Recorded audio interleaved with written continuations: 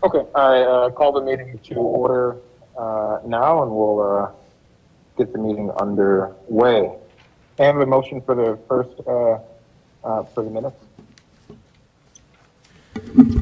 Mr. Chair, this is Councilmember Newsma. I'll move item AM1, approval of the minutes of the A&PW committee meeting of February 28th, 2022. Second. Seconded by, motion made by Councilmember Newsma, seconded by Councilmember Braithwaite. I have a roll call. Councilmember Reed. Aye. Councilmember Kelly. Aye. Councilmember Braithwaite. Aye. Councilmember Newsma. Aye. Thank you. Manager Stomach, do we have anyone signed up for public comment? Yes, Mike Vasilko has signed up for public comment. Okay, we can turn it over to Mike now.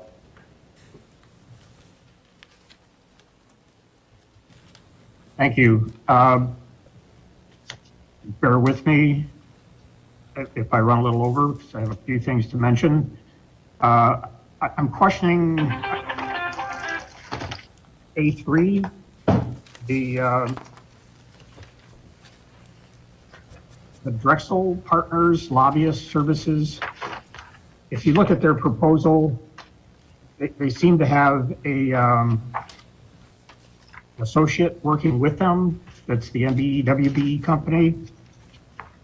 And I guess my question is, are they like the Robert Crown Center, where they hired a consultant just to meet the percentage requirement? Is that what's happening here? Because they don't explain the relationship between the two companies, and the Drexel proposal actually only has like 3 references, 2 of which are some small non-for-profits, and only one is a government agency. So I'm kind of curious why that stood up to scrutiny when that was being reviewed. So those 2 questions about that. I also object to item D1, which is the resuming of water shutoffs as a result of non-payment. You know, there's a lot of people in Evanston who can pay their water bills, of course, but then there are some who can't. I understand there's a whole list of what you can do if you can't afford to pay, but it's still something that's really sends a bad message, and especially to those who are in need of help. You know, if you look at what's going on in Russia right now, that's what they're doing to Ukraine. They're shutting off water and other utilities. I don't think we want to do that. I also question the expenses. There's a whole on the credit card bill, on the BMO credit card bill. There's a whole. Mr. Vasilko, if I can just say, I'm going to give you 1 more minute. Okay, thank you. There's a whole litany of personal computer expenses. Now, maybe it's office computers, but it's referred to as personal computers. And there's dozens of them listed here, and I'm not sure what that's all about. There's also in the bills a reference to Crown Center system repair by Anchor Mechanical. Emergency glycol leak repairs, in the neighborhood of $14,000. Why is that even something the city has to pay for when the building is, what, a year from when it was opened? There's also another $14,000 or $15,000 for security guards at the Morton Civic Center. Why is that? I mean, the building has been closed for the most part. We're still paying $14,000 a month for security services. I'm not sure why we need it in the first place. So there's other things, but those are the items that I wanted to bring to your attention. Yes, thank you very much. That was all very thoughtful comments, so I appreciate it. Okay, to continue with the meeting, I'm sorry, is there anyone else signed up for public comment? Or is there anyone else wishing to give public comment in the chambers? Yes, hi, this is Francine Allen. I'd like to ask a question, please. Sure. When we had our Public Works meeting about 2 meetings ago in February 14th, it was discussed that there would be some discussion again about the resolution to extraordinary sewer bills, and you all know my story, I'm not going to repeat it. And then I found out that it wasn't on the agenda for tonight because they're looking at some state and city statutes to determine whether that's legal or not. And I wanted to know what, specifically state and city statutes, and if I could please have a contact to speak with the attorneys to find out more about this. Thank you. We will actually bring that up during items for discussion. So I'll ask if our corporation counsel, Nick Cummings, or Michelle, or anyone from the office can provide a quick update on that at the end of the meeting. We'll do that. Okay, thank you. I'd have a couple more questions then at the end of the meeting. Thank you. Sure. Well, if you just want to ask if you're going to take one more minute to ask your questions now, we can go all the way now. Yeah, in the email I got explaining that it might be that public funds cannot be used for private citizens. But when I look back in a lot of the meeting minutes, there were indications when private funds, when public funds are approved for public use, for private use. For example, helping people who, not calling in their loans on water mains that needed to be repaired or relined or whatever for the lead update that was done in the city, and a couple other examples. So I was just kind of confused as to where this came from. Okay. Are those all your questions? Yep, that's it. Okay. Yep. Thank you very much. Great. Okay. Is there anyone else? Desiring to give public comment? No one else has signed up. Okay, great. Then let us move on with the meeting and move to item A1, approval of the City of Evanston payroll bills with and credit card activity for the period of February 14th through February 27th. Do I have a motion? You may want to, is there a dollar amount attached with that, to that? Yes, yep, sorry. And the dollar amount of $2,692,312.48. And for the bills list for March 15th, 2020, in the amount of $3,460,958.11. And the credit card activity ending in January 27th in the amount of $181,142.19. So moved. Second. Is there a second? Oh, thank you. Moved by Councilmember Griffith, seconded by Councilmember Nusma. May I have a voice roll call? Councilmember Reed, Aye. Councilmember Kelly, Aye. Councilmember Braithwaite, Aye. Councilmember Nusma. Aye. Thank you. Moving on to the next item, which is approval of the BMO Harris Amazon credit card activity for the period ending January 26, 2022 in the amount of $11,459.84. So moved. Second. Moved by Councilmember Braithwaite, seconded by Councilmember Nusma. All those in favor? Aye. Aye. I believe a roll all call those is opposed. necessary because somebody's on virtually. I'll go ahead and do that, but I do not believe so. But we can do the roll call. Roll call? Okay, thank you. Yeah, go ahead. Councilmember Reed, Aye. Councilmember Kelly, Aye. Councilmember Braithwaite, Aye. Councilmember Nusma. Aye. And these items are on the consent agenda, Councilmember Reed, if you want to approve a consent. Yes, my apologies. Can I have someone move the rest of the consent agenda? Mr. Chair, I will move the remaining items on the consent agenda with the consent of my colleagues. Unless they want to remove something, I'll move item A3, A4, A5, A6, and A7. I just want to get clarification. Did you say As well as move or A8. remove? I'm sorry. Move. Okay, I'd like to just remove item A3 from, please. Okay. And can we And move, A4. remove item A7? The motion now is revised to approve A5, A6, and A7 on consent. I'm sorry, I would like to remove A7. And you'd like to remove A7, so So A5 I will and A6. revise my motion to move items A5 and A6 on consent.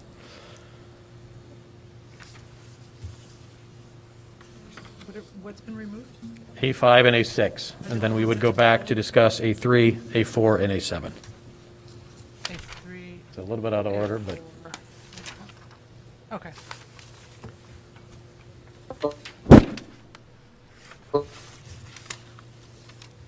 Okay. do we have a second for that? Second. Thank you. Okay. Moved by Councilmember Nusma, seconded by Councilmember Braithwaite. We'll do a roll call for this as well. Councilmember Reed, Aye. Councilmember Kelly, Aye. Councilmember Braithwaite, Aye. Councilmember Nusma. Aye. Great. That brings us back to item A3. May I have a motion? Mr. Chair, I'll move item A3, approval of the contract with Drexwood Partners for lobbyist services in the not-to-exceed amount of $70,000. Is Second. there a second? Second. Moved by Councilmember Nusma, seconded by Councilmember Braithwaite. Is there any discussion? Yeah. Councilmember Kelly, I presume. I was the Or, one- I'm sorry, Councilmember Nusma or Braithwaite. Thank you. I was the one that pulled this. So quick question. I'm not sure if there's anyone here. Would this be from the city manager's office? I didn't, let me go back into the memo to see where did this come from? CC. Do we know, Dave, which Submitted this? department?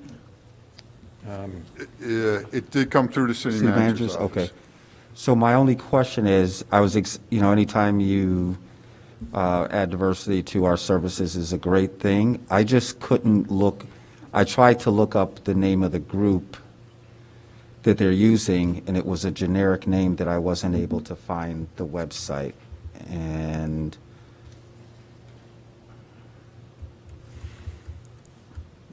either just an address or, I was just looking at it. The Carson Group, that's them. And I may have overlooked the address in the packet, but I don't think They're I at saw it. 1100 North Lakeshore Drive.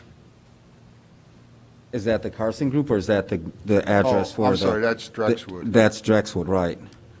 So we don't have to hold it up, but that was just my curiosity. I just wanted to peek on their site and see all their wonderful faces.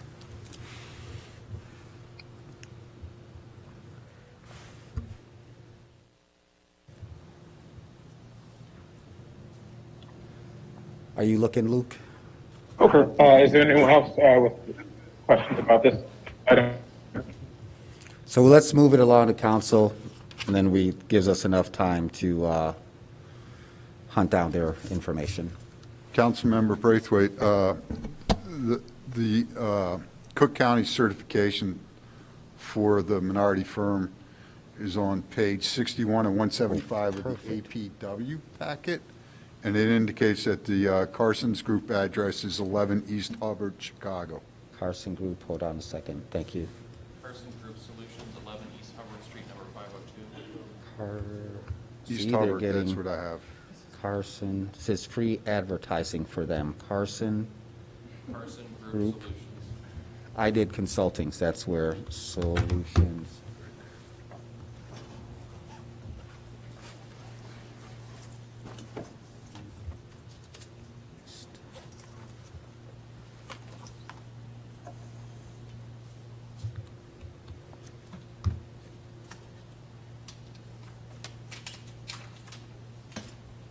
Coaching and financial advisors.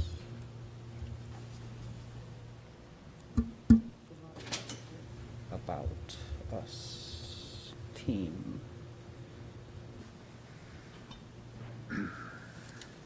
Yeah, this is who I came up with. Where are they getting the minority from, the dog?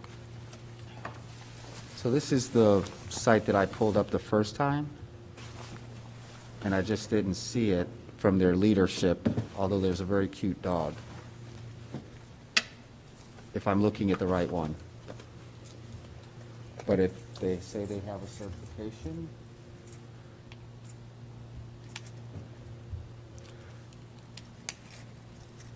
I'm sorry. So this is the one that I looked up. So I looked up Carson Group, and this is the same URL. So I may be mistaken, but when I look at their leadership team, I didn't see diversity pop out at me, with the exception they have a very cute dog that's their chief comfort officer. There might be two Carson groups. That's what I figured, so that's why when I pulled in the address.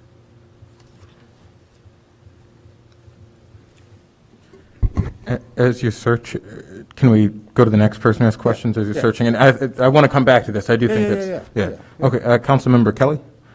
Okay. We're discussing the lobbyist position, correct? Yes, this is item A4, I believe. Is that what it is? Is that correct? Yeah. Yeah, so I have a question, the city just hired a new, a policy coordinator. So I wondered if we can get it sounds like some of the description here certainly overlaps with that position. So I guess I would like, is there someone here from staff to address this policy position? That was going to be my second question. Yeah, is maybe the city manager, this came from the city manager's office, so is Yeah. Manager Ganderski available? So that was going to be my second question about, and I think that would be Allison's role. What Correct. does Yes, she- Allison. Right, so I just think it would be nice if we could see, because it definitely, some of the description in here overlaps with the description of our brand-new policy coordinator position with the city. So I think that should be, that someone could delineate. Good evening, great. members of the council. I'm here if you want to hear from me. Yes, Councilmember Braithwaite, do you want to start if you had a question for Manager Ganderski, or Councilmember Kelly, whoever wants to jump at I'll it sum first? up the two questions, city managers from the committee. The one was just seeking confirmation from the Carson Group. When I pulled them up, it pointed to an address in Nebraska. So I just wasn't able to confirm. I was just curious to see who they are for future projects, since they checked the diversity box. And then Councilmember Kelly's question was for the role that we're hiring, to get just a little bit understanding, and is there a duplication of services between the mayor's, like, her name is Allison, in her role as policy coordinator? Right. So good evening, members of city council. My name is Kelly Ganderski, interim city manager. The role that Allison has is legislative policy coordinator, really does research and provides information about policy impact considerations pertaining to legislative initiatives or changes in governmental policy, and how that impacts the community at large. A lobbyist position is more or less informing us of potential changes of the law downstate or in the federal level, particularly paying special attention to grant funds that the city may be eligible for. We do not currently have a position in the city of Evanston for anybody to flag these changes in statewide or federal legislation, and specifically to kind of coach the city through obtaining these very important grant funds. As you know, there's been many changes over the last 2 years, and there are a lot of opportunities for infrastructure grants, grants pertaining to health and human services, all kinds of initiatives, and potential changes in Illinois law.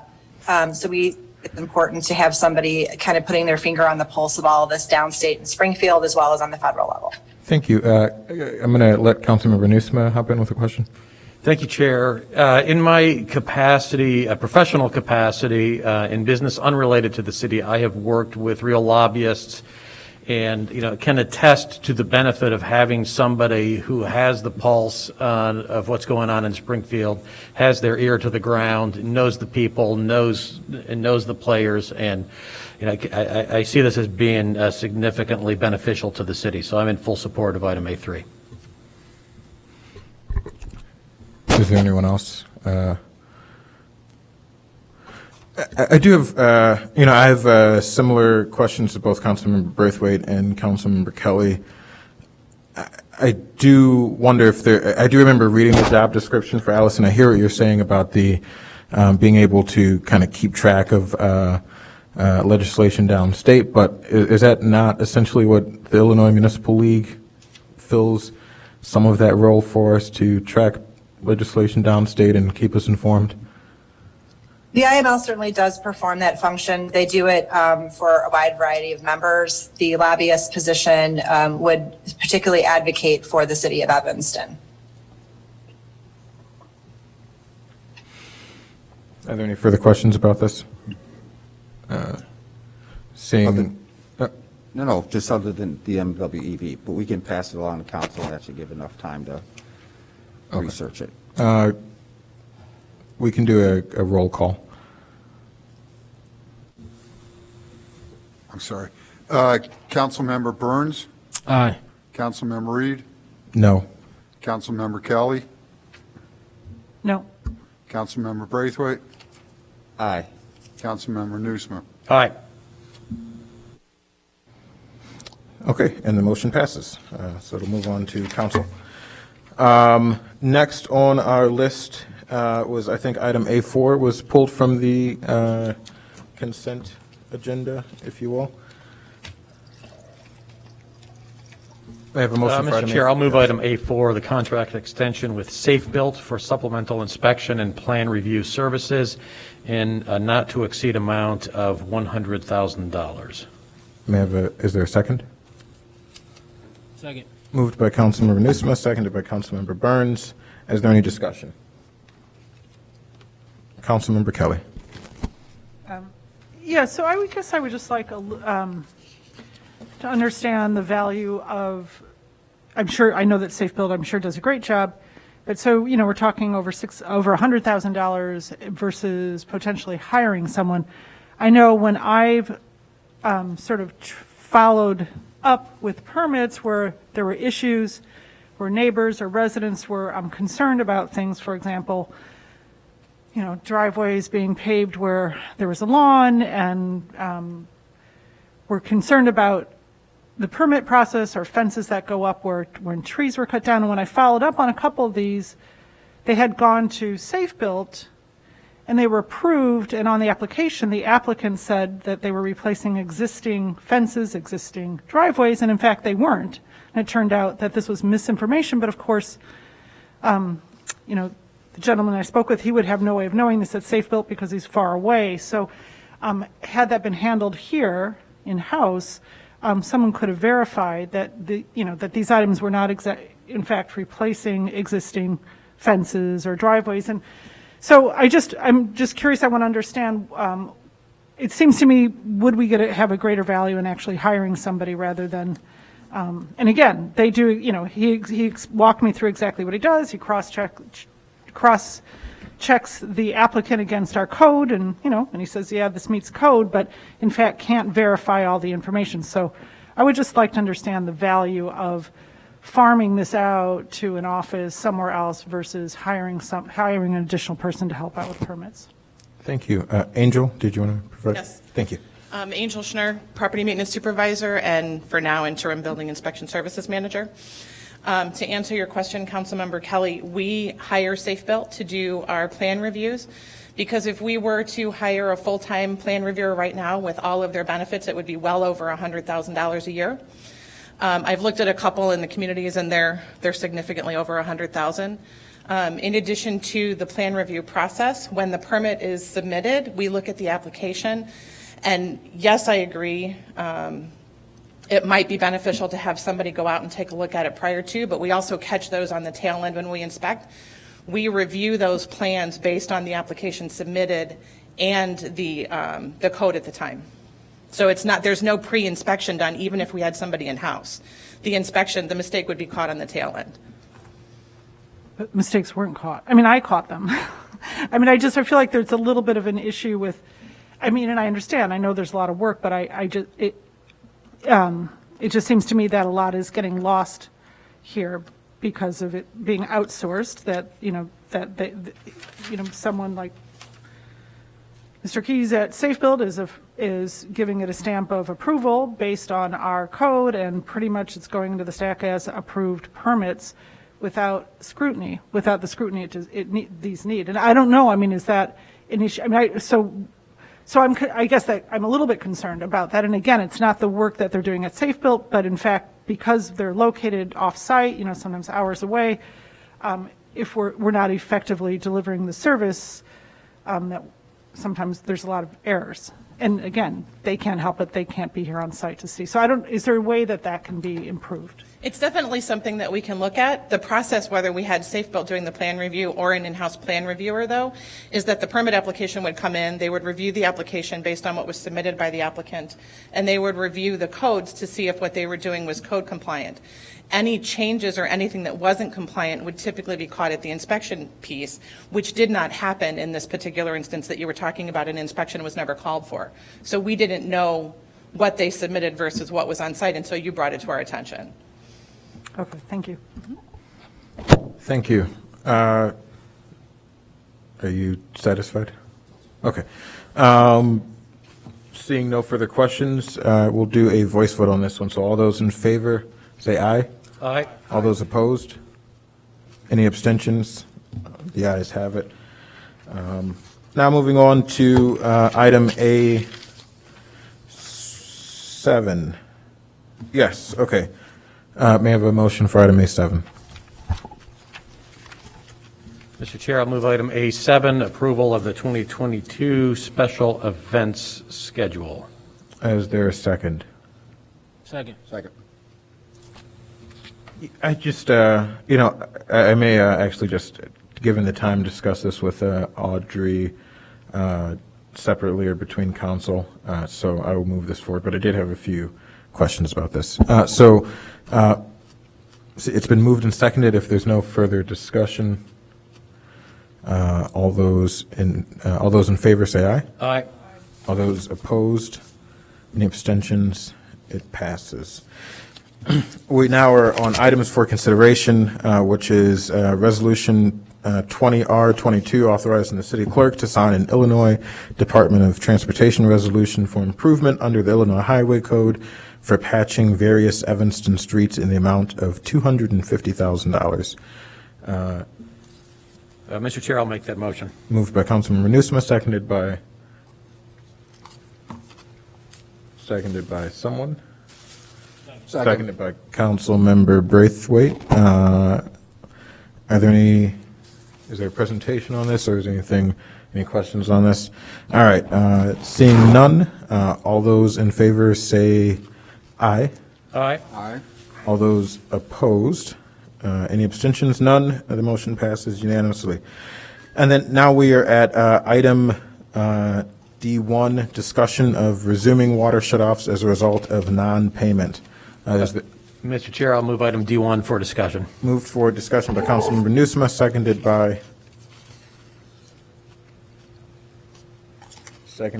someone paying it, by Councilmember Burns. All right, Mr. King. Good evening, Chair Reed, members of the committee, Darrell King, Water Production Bureau Chief, Public Works Agency. And so July 27th of 2020, a moratorium was established for water shutoffs through April of 2021, as well as extending payment arrangements up to 24 months and extending relief from penalties as a result of late payments. And so since that time, we're still not disconnecting water service due to non-payment. The last time we had a shutoff event was in October of 2019. And so in terms of the billing and shutoff schedule, we shut off, we bill every 2 months, so we bill 6 times a year. And in turn, once the bills go out, roughly a month later, the bills are due or payment is due. For those accounts that miss that due date, if another 30 days go by, a penalty can be assessed, and the water service at that location can ultimately be shut off. And so shutoffs occur 4 times a year during April, June, August, and October. And so, for instance, if you have water used in January and February, that bill goes out in March, and then a month or so later, it's due. if the bill is not paid within that time frame, a past due notice goes out. And then for instance, in May, another bill goes out. On that bill is a message, communicating that you're past due, what the amount is, and so forth. From that time, if it's not paid, another past due notice goes out. And so by the time we would get to the April shutoff, and the shutoffs that we're talking about right now, that January, February consumption has not been paid, as well as any months prior to that. Prior to any shutoffs, a shutoff notice also goes out following the two prior late payment notices. And so you get two notices, a shutoff notice, and then a week before shutoffs, a posting at the property happens. And those postings usually occur at commercial buildings, multifamily buildings, or if it's a residential single-family home where the service address and the billing address is different, which means it's probably a rental property, and so that also gets posted as well. And so throughout the course of the year, on average, from like 2015 to 2019, we averaged about 374 accounts that were actually shut off on average between that time. And so since then, there have been recent consumer payment shutoff initiatives to provide relief from shutoff or disconnection events. What I mentioned, the moratorium has occurred. LIWAP, the Low Income Housing, Water, and Assistance Program, is something where community member can apply to that if they meet certain income requirements, and the city in turn can receive a check from CETA or payment from CETA up to $1,500 to cover those past due expenses, as well as the city has established affordable water and sewer rates in an effort to provide relief as well.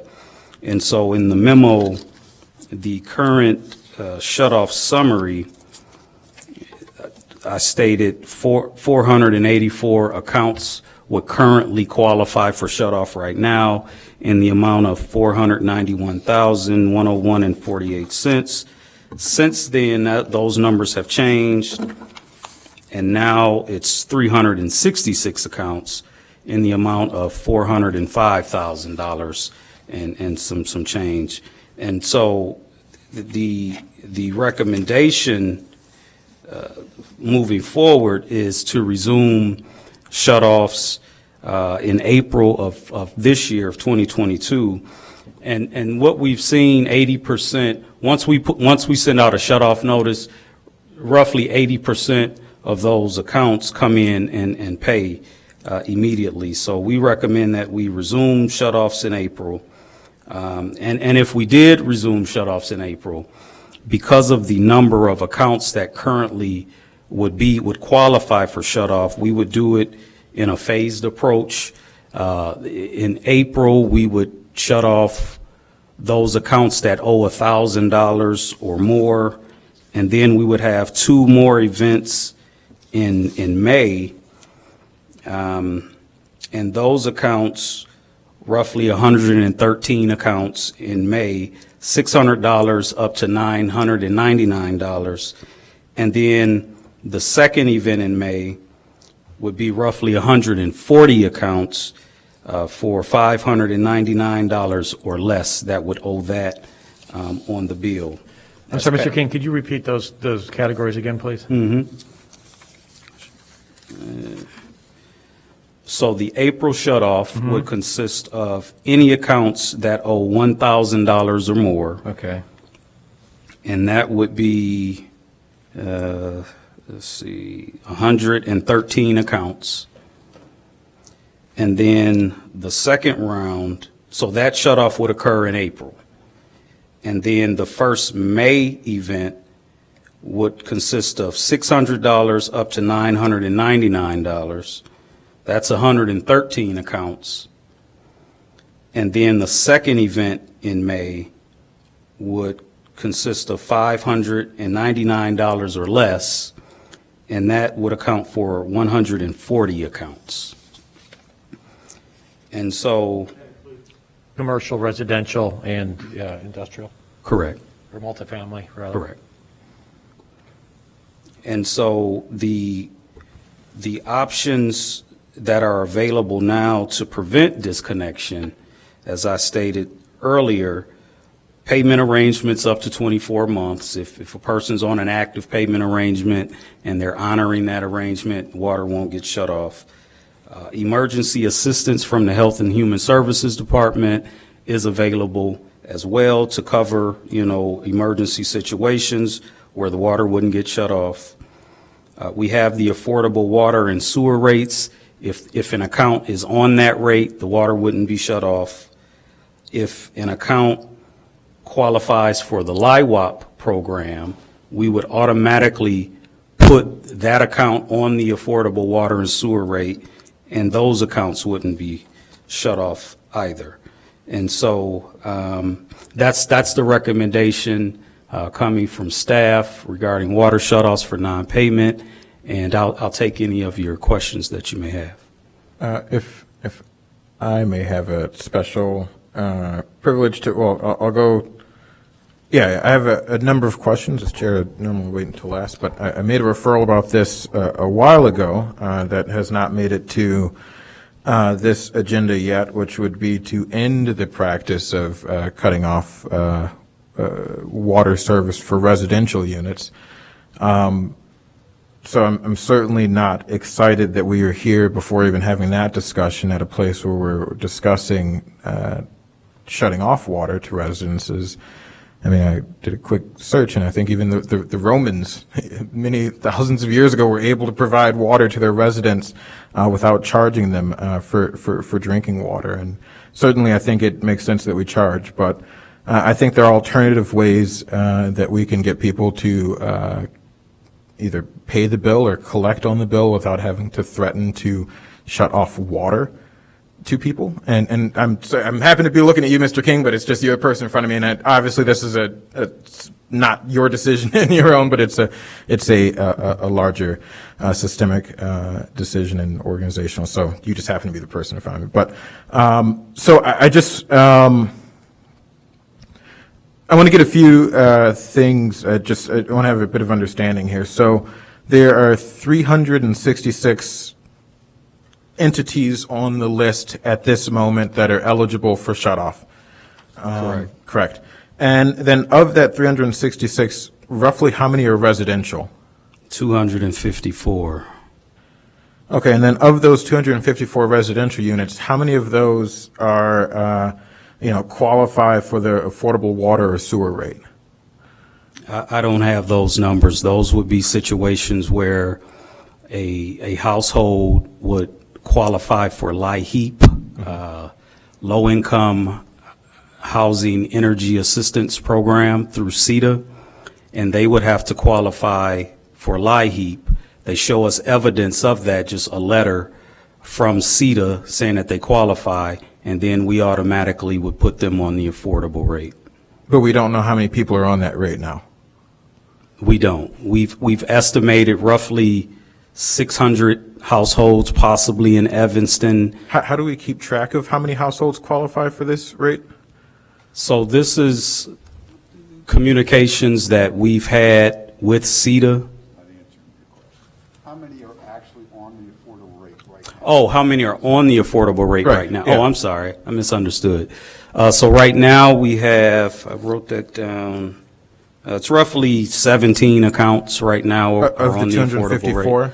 Of the 17 accounts, are these folks who are on, is that just throughout the system there are 17 accounts, or is it 17 accounts out of this 254? So we have 14,400 accounts in Evanston. Right now, 17 of them are roughly on the affordable water. Okay, so it may not be, of those 17, there may be 0 of the 17 that are on the affordable water rate of this 254 who are eligible right now for shutoff. I'm saying that kind of. Possibly. Saying that clear? If they're on the affordable rate, they're not on the shut-off list. Okay, so these are, okay, so, okay. Knowing that there are only 17 people in the city on that affordable water sewer rate, and we know that there are far more than 17 households in our community that are struggling, it seems as though right now that this program isn't anywhere near operational. And for us to move forward with shutting off water at a point when, again, if there's 17 out of 1,400 accounts, we know the program's not working as is right now. And so I would, I'll let Director Manager Stoneback jump in here, and then I'll go to Councilmember Newsom. But I do want to end here with, I would like us to, one, move toward two things, which is not shutting off water to residential accounts. I think there are other ways. I think if it's a landlord who is providing housing to folks, we are having a discussion in the subcommittee about landlord licensing, so who knows where that goes if we adopt landlord licensing.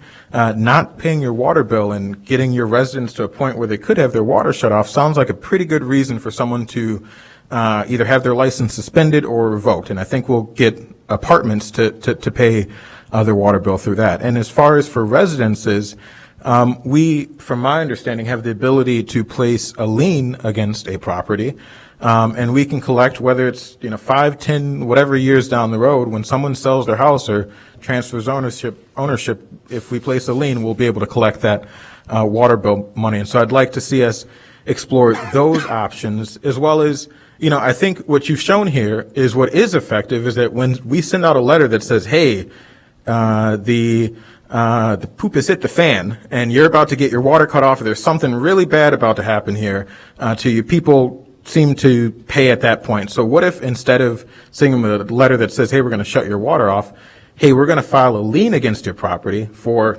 whatever your undue bill is, and see if that has a similar effect of the psychology of making people think, okay, this is serious, I don't want to lien against my property. And so I'll leave it there. I know, did you turn your light off for? Only because you said. Okay. Interim Manager, Deputy Manager Stoneback, and then Councilmember Newsom and Councilmember Braithwaite. Thank you for the opportunity to talk. I agree that we do not want to shut water off to the community members that cannot afford to pay it.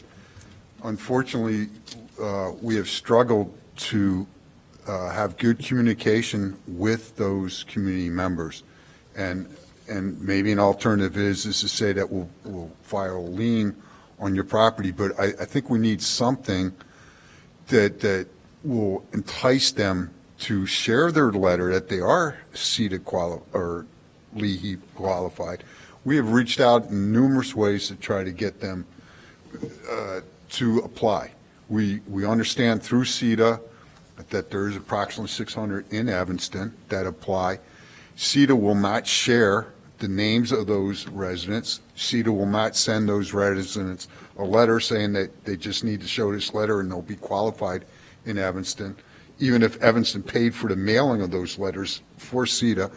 So we're struggling to find a way to communicate with the community members that would qualify, and we're thinking that if we say we're going to do a water shutoff, and they call us, and we can say, well, do you have a LEHEAP letter? We can put you on the affordable rate. Won't shut you off. We'll assist you in getting signed up for LEWAP, which then LEWAP would pay off their past due amount. That's what we're trying to get to here. Plus, we also feel that there's a large contingency of residents that can afford to pay, but are just not paying because they understand that their water won't be shut off. And that is common what happens. That's based on our experience of water shutoffs previously. When we threaten to shut off, all of a sudden everybody's making their check. So that was our reasoning behind it. Threatening them with a lien might do the same thing as the water shutoff. So thank you for that suggestion. Thank you. And if I'll pass it to Councilman Newsom, but if I can just quickly say that to clarify my statements, I'm fully fine moving forward with the commercial units, which makes up about a third of the list, if you will, maybe less than that, and so a fourth of the list maybe. And so I think that makes sense. But I think we can have an A/B testing. We know what the water shutoff looks like. Let's see what a lien looks like. Councilmember Newsome. Thank you, Chair Reed. Several questions here. What happens after shutoffs occur? What is the average length of a shutoff, and what's the process for somebody to get their account turned back on, get their valve turned back on? What happens after the water is shut off? And Mr. King, I'm sorry to interrupt because this ties in. Can you tell us how many times you've had to shut off the water? Because I feel like it's so minimal, and that goes along with Councilmember Newsome's question to you. So over the course of a year, on average, we've had to shut the water off. I think I had in there roughly 374 times on average 300? over the course of a year. Okay, thank you. Since 2015 to 2019. Okay, thank you. And so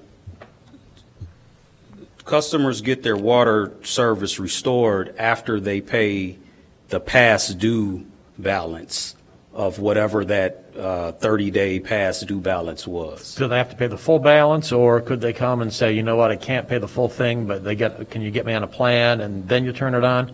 So they can do that as well. They can either pay the full past due balance, or if they're not able to pay the full past due balance, they can apply for a payment arrangement.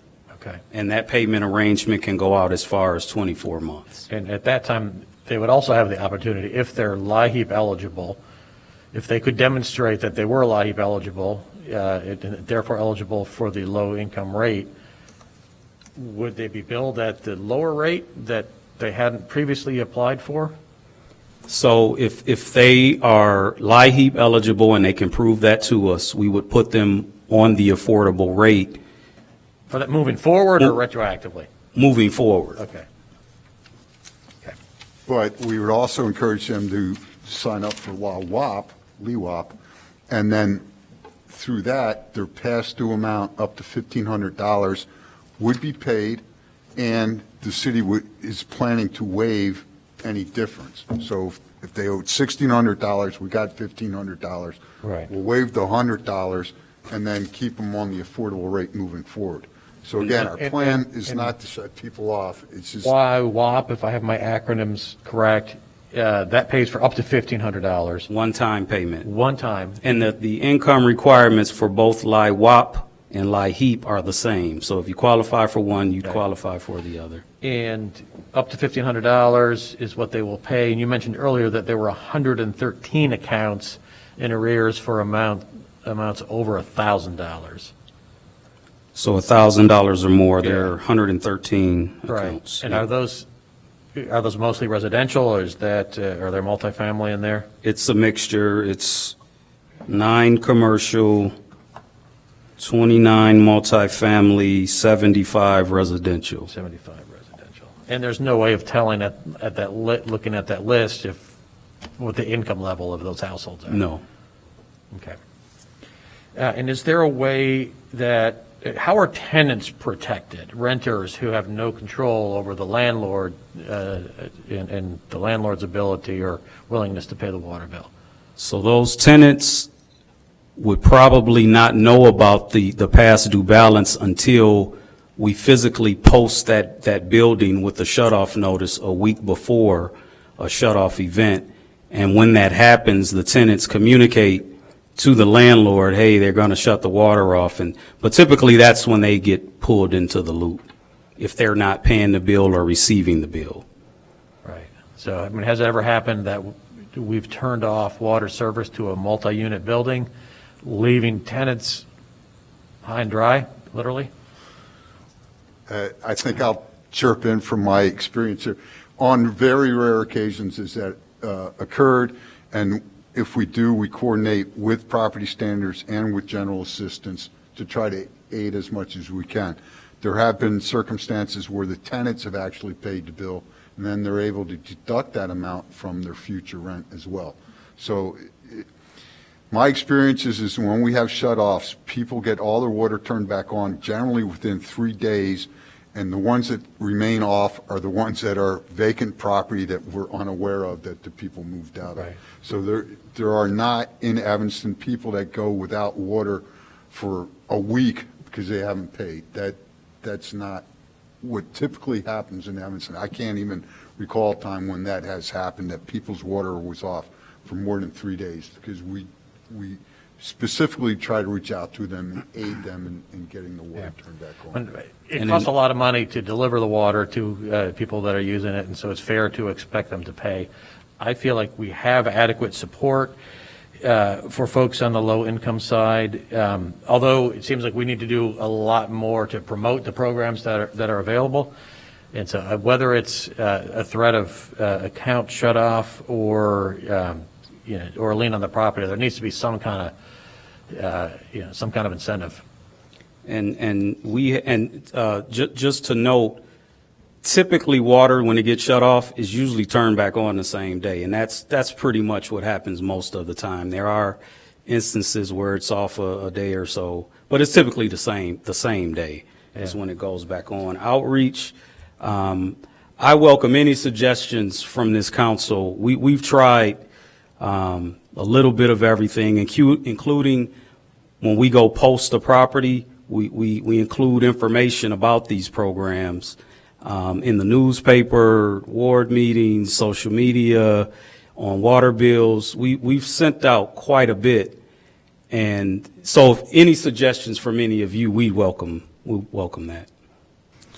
If I can quickly go to Councilmember Braithwaite and then and then Ms. Kelly as well.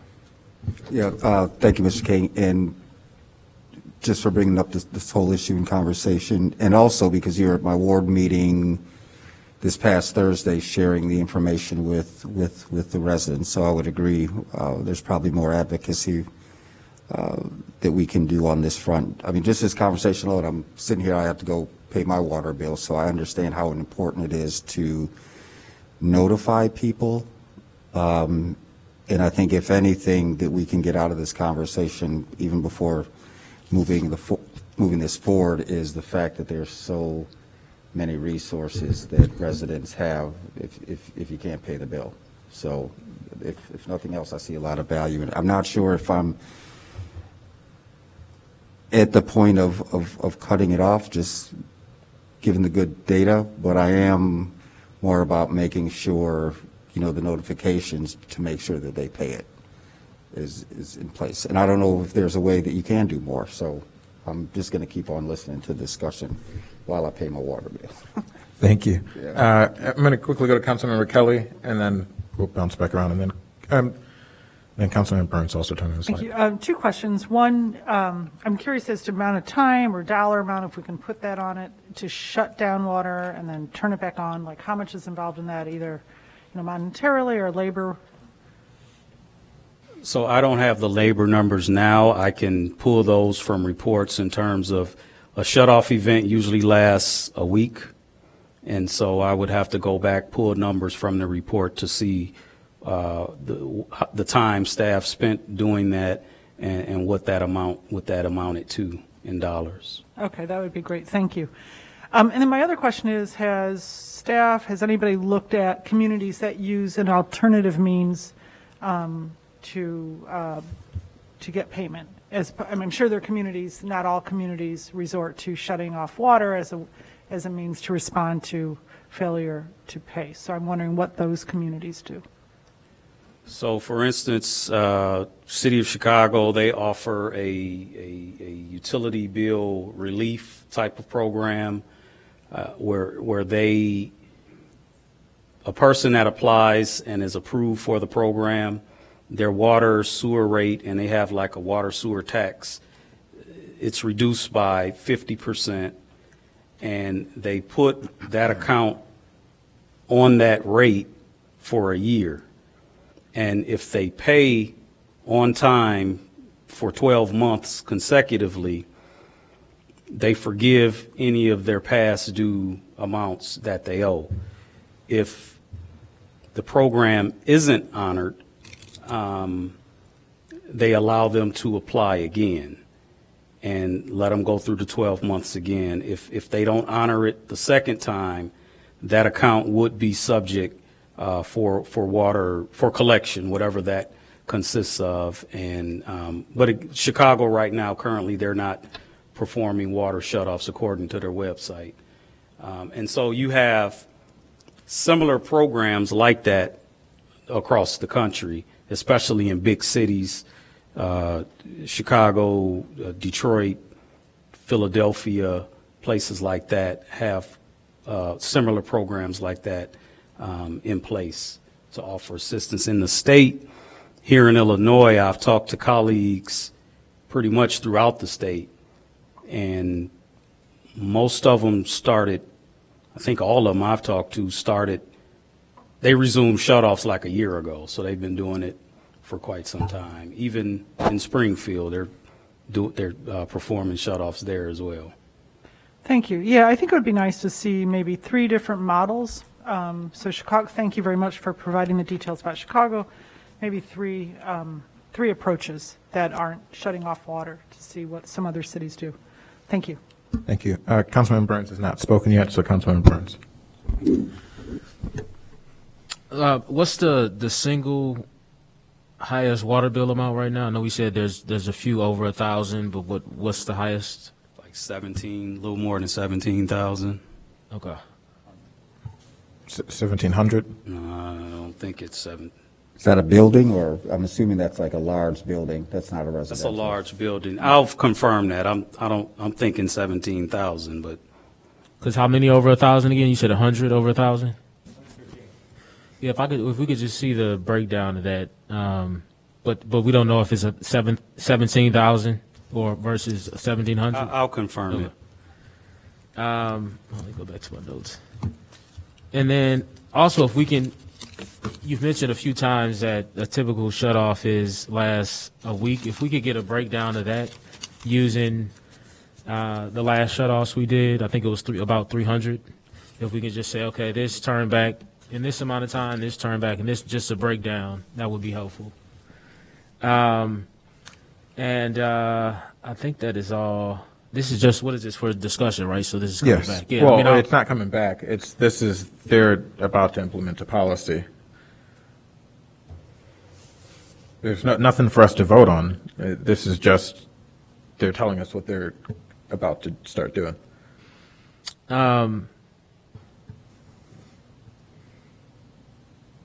Yeah, I mean, Which is why I expressed disappointment that I put in a policy over the summer to end water shutoffs, to look at the models like Chicago, to look at alternative models where we're not a barbaric city that's shutting off water to residences. I'm really disappointed by this. I mean, again, this is not directly on you, Mr. King, or any individual person, but, we should not be okay living in a city that can't even provide water to residences. It's really disappointing. So next is, and were you done? I guess, obviously it's, maybe this is an administrative decision, but we don't necessarily have to move forward with this.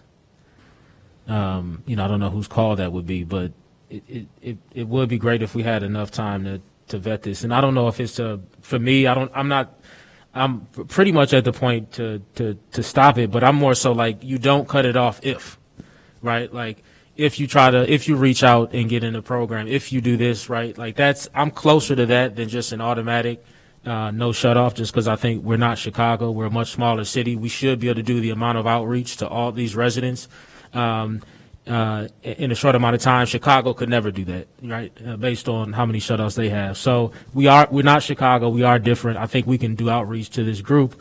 I think the questions I asked will help me get a better sense of how to best do that. But yeah, I mean, if I'd like us to hold off on it until we can fully discuss this. Do you mind if I go to Director Stonebeck, then Councilmember Nusma? That's okay. My topic's been talked. Okay. Thank you. Okay, thank you. Councilmember Nusma. Thank you, Chair Reed. Is your mic on? If the decision is made to resume this practice, Today, hypothetically, how soon would shut-off notices go out? Shut-off notices typically go out a week before a shut-off event. All right, so presumably there are a number of houses, or there are exact numbers of buildings, 366, that are on the list. They've received, if by my count, if I'm understanding correctly, 2 past due notices, and are therefore in the, as soon as the switch is flipped to resume this practice, if indeed it is, shut-off notices will go out immediately, fairly soon, fairly quickly, within Correct. a week or two. Okay. And then they have a week to catch up. Or make a payment arrangement, contact us, provide LIHEAP approval, those different things that they will have, those options. Right. And past practices indicated that approximately 80% of those accounts will pay up, and presumably what they needed was that nudge to Correct. to make the payment. And then we have the other 20% that we would be dealing with. That would be about help me with the math here.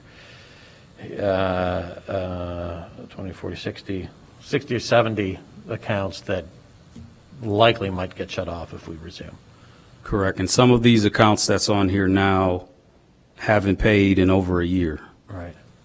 And there's money, if they are income eligible, they qualify to have that money up to $1,500. Correct. Which is sounds like the majority of these accounts do. Correct. And we've had 2 approvals so far. We've received 1 check from CETA, and we're waiting on another one, and both of those checks were just under $1,500. Yeah. If I can ask a point of information, how long does LIHEAP approval take? When someone applies, how long are they waiting to get approval? So I'm not sure about the LIHEAP approval, how long that process is. Would you just estimate it's over a week or over 2 weeks? Maybe even a month. LIWAP has taken, in some cases, I won't say the approval. The approval may be pretty relatively fast. By the time we get a payment from CETA, that has taken like 4 weeks, 6 weeks. So, but CETA contacts us and said, hey, this account's has been approved. It just takes a while for us to get payment. But if that's in process, you wouldn't turn the water off. Correct. Right. So the actual approval, I believe, happens relatively, within a week or 2. It's just receiving the money. That takes longer. But once CETA notifies us regarding this account, we wouldn't shut them off. Yes, I don't think anyone wants to shut off water from somebody who is legitimately struggling and is having a problem. There are people that need help, and I would like to help them. I think what we're after here is a way to get to the folks who, in the 80% category, are slacking off for whatever reason and just need to catch up. And it seems like the threat of shut-off is a pretty good incentive. If it's the only thing you've ever tried. Manager Stonebeck. I just want when Darrell talks about the shut-off in April, that is scheduled to start April 18th. So at the March 28th meeting, we could come back with some of the information that was requested at this meeting tonight, get you what other models are. I think Evanston's affordable rate is modeling what the other municipalities are already doing. That's why we want to get all set up and provide that to people. And so I don't know that we're going to find other models other than developing an affordable rate. And Evanston's a leader, at least in the state of Illinois, for that, other than the city of Chicago. And so actually, I'm in Springfield next week talking about how we developed it so that other municipalities can understand what we're doing and what we're attempting to do. So we took notes on what the questions were here tonight. We can bring this back, again, with your permission, at the March 28th, or we can just send out a memo to the council members, however you would prefer. I think bringing it back on the 28th makes sense. Okay, seeing no further discussion on this. I do think that we had, of the 5 members here, I do think it was pretty clear from at least 3, the majority, that we want you all to come back with a plan that does not, if possible, involve shutoffs, and certainly a comparison of different systems. Councilmember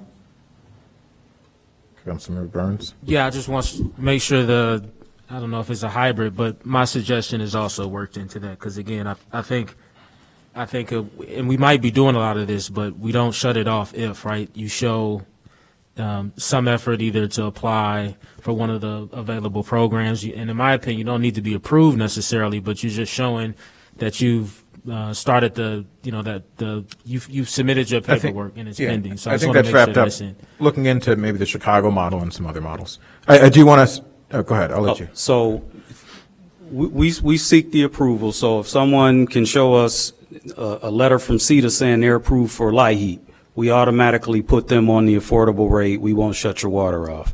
If somebody, again, with CETA approves for, is approved for LIWAP, we get communication directly from CETA in that instance.